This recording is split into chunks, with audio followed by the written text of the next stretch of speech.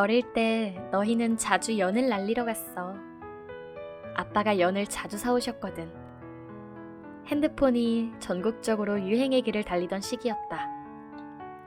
그 당시 놀이터는 텅하니 빈 채 길가 벤치에서 전화기를 들고 서로의 사진과 정보를 공유하는 아이들로 꽉 차 있었다. 그 때문에 아내의 반대가 심해 그 흔한 벽돌폰도 없었던 두 아이가 친구들과 쉽게 어울릴 수 없는 것은 당연한 일이었다. 그런 아이들을 위해 아버지는 어느 날 퇴근길에 연 하나를 사오셨다. 한지와 대나무 막대로 이루어진 방패연 세트를 주시며 아버지는 주말 전까지 완성한다면 꼭 같이 밖으로 나가 연을 날리자고 약속하셨다.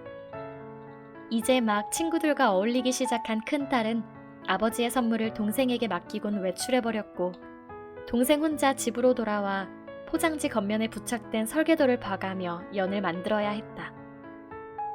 밤늦게 잠도 안 자고 열심히 만든 연은 엉망진창이었다. 아버지는 첫눈에 이 연은 날지 못할 것을 깨닫고 다른 연 세트를 사주셨다. 동생에게 미안했는지 아니면 어린아이 특유의 오기 때문이었는지 첫째 또한 연 제작에 적극적이었다. 일주일 후 우리는 동네 공터에서 연을 날렸다.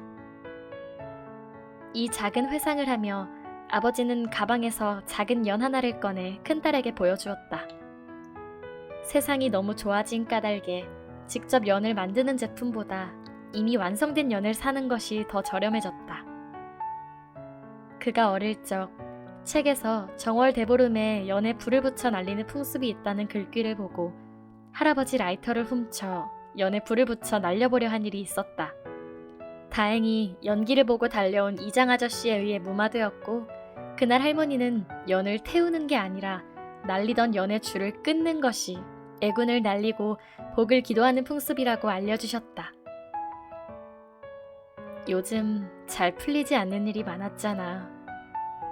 소 잃고 외양간 고치는 것 같지만 그래도 기분이나 전환하자고. 같이 날리러 가지 않을래? 그가 말했다. 딸아이는 대학원에 진학한 후 한동안 논문을 쓰기 위해 도서관을 전전했다. 유학까지 다녀와 논문 정도는 간단하다고 생각했지만 현실은 그렇지 않았다. 생각만큼 논문은 잘 써지지 않았고 그녀가 토해내는 스트레스는 그녀와 친구들 사이를 멀게 만들기 충분했다. 한동안 신경질적으로 변한 딸아이에게 그는 아무런 위로도 건네지 못했다. 그녀에게 닥친 상황인 만큼 그녀 혼자 답을 찾아내리라 믿었고 그녀가 서 있는 자리에 그가 아는 것은 없었기 때문에 섣부른 위로를 건네지 않기로 한 것이다.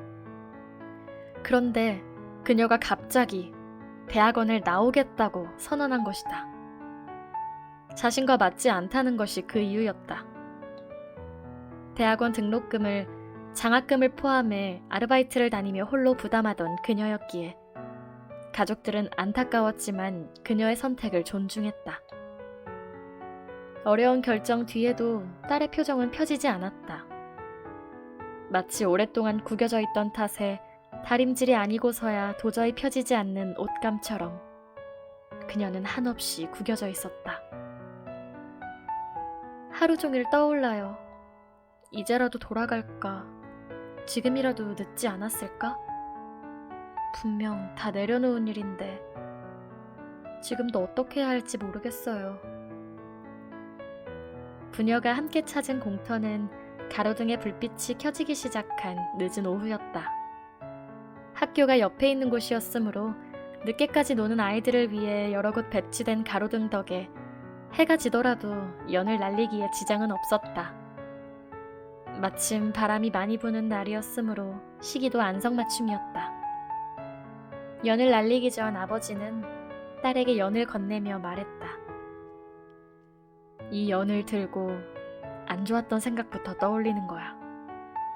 그동안 힘들었던 기억들, 아팠던 상처. 그걸 모두 이 연에 담아 날려보내면 기분이 한결 나아질 거야. 낙엽이 사방으로 날아다닐 만큼 강한 바람이 불었으므로 연은 금방 하늘 저편으로 떠올랐다. 땅 위 낮은 곳에서 구름 한 켠으로 솟아오를 때까지 그녀의 표정은 일그러졌다가 미소 지었다가를 반복했다. 두 부녀를 비추던 달이 하늘 위 연 언저리까지 다다르자 그녀는 조그만 가위를 꺼내 실을 잘라버렸다. 주인을 잃은 여는 높은 곳에서 부는 바람에 못 이겨 이리저리 나부꼈다. 마치 그녀의 지난날 그녀가 겪은 아픈 순간들을 보여주듯 공중에서 몇 차례 휘청거리다가 이윽고 구름 너머로 사라졌다. 연이 사라진 자리에는 새하얀 별 하나가 빛나고 있었다. 문득 그녀가 보낸 힘든 순간들이 하나의 별이 된 것처럼 느껴졌다. 홀가분한 기분으로 혹은 안타까운 마음으로 두 부녀는 한참 동안 연이 사라진 자리를 바라보고 있었다. 집으로 돌아오던 중 딸아이는 만약 정월대보름마다 사람들이 연을 날려보냈다면 이미 수많은 정월대보름이 지나갔으니 하늘의 수많은 별들은 곧 누군가의 아픔이라 말했다. 아버지는 어쩌면 하늘로 쏘아올린 나쁜 기억들은 결국 환경미화원의 봉투 안으로 분리수거됐을 것이라 하자 그녀는 폭소를 터뜨렸다. 어쩌면 그녀의 마음은 안 좋은 감정들로 꽉꽉 채워져 분리수거되지 못한 채 놔둔 구는 종량제 봉투였을지도 모른다. 비닐은 허용치를 넘기면 늘어나고 찢어지기에 우리는 더 채울 수 있다는 욕심으로 이미 가득 찬 봉투를 찢어먹는 난감한 순간을 종종 마주한다. 마음도 비닐과 같아서 예기치 못한 상황에 터져버리곤 한다. 그렇게 어질러지는 것이다. 주변도, 사람도, 친구도. 누구나 마음을 비워내는 과정은 다르지만 이왕 감당하지 못할 아픔이라면 그냥 오늘처럼 하늘로 떠나보내는 건 어떨까? 누군가의 아픔 또한 저렇게 별이 되었음을 되새기면서 그리고 기도하는 거다. 우리의 아픔도 저 연과 함께 사라지길. 우리의 아픔도 저 연처럼 멀리 날아가길. 우리의 아픔이 지나 저 별처럼 찬란하게 빛나길.